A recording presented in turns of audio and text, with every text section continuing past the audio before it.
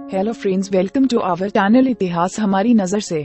हिंदू धर्म का इतिहास बहुत प्राचीन है। हिंदू धर्म के इस चैनल में हम आपको बताएंगे कि आखिर में हिंदू धर्म का क्रमशः इतिहास क्या है। इसी तरह आज की हमारी वीडियो का विषय है इंद्र हैं तो देवराज पर कभी क्यों नहीं होती उनकी पूजा। हम सब ने टीवी पर जितने भी धार्मिक कार्यक्रम देखे होंगे उन सभी चलचित्रों में हम एक ऐसा किरदार देखते थे जो पहले आने दम्भ और शक में रहता था।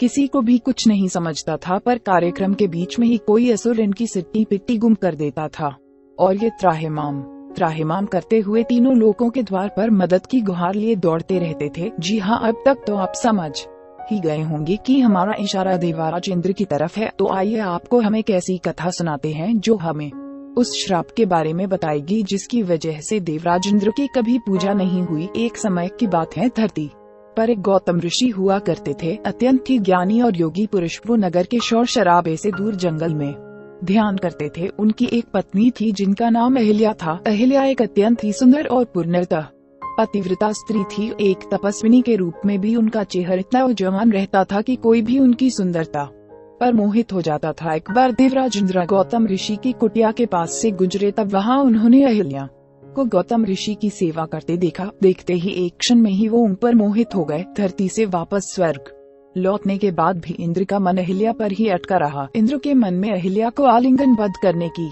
इच्छा इतनी बलवती हो उठी कि उन्होंने एक कुटिल षड्यंत्र बनाया। हमेशा भोर के समय गौतम ऋषि ध्यान और योग के लिए जंगल में चले जाते थे। उस समय अहिल्या कुटिया में अकेले रह जाती थी। ठीक उसी समय देवराज इंद्र गौतम ऋषि का रूप धरकर कुटिया में आ जाते हैं। अहिल्या इंद्र का बेहरूप या रूप समझ नहीं पाई और उन्हें अपना पति समझकर उनकी सेवा करने लगी। जब वापस गौतम ऋषि अपने आश्रम में आए तो उन्होंने अहिल्या को किसी बेहरूपिये के साथ देखा। ये देखते ही वो क्रोधित हो गए। क्रोध के आवेश में आकर ऋषि ने देवराज इंद्र को श्राप दिया कि जिस स्त्री की योनि के लिए वो इतना आसक्त रहता है, वैसी ही 1000 योनियां तुम्हारे शरीर पर निकल जाएं और देवताओं के राजा होने के बाद भी तुम्हारी पूजा अन्य देवताओं की तुलना न के बराबर हो।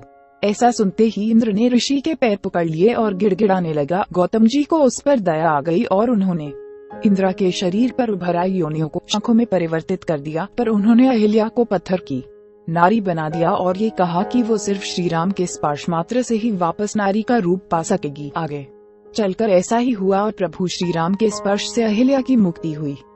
हम उम्मीद करते हैं कि आपको इस चैनल के माध्यम से रोचक जानकारियां दे सके।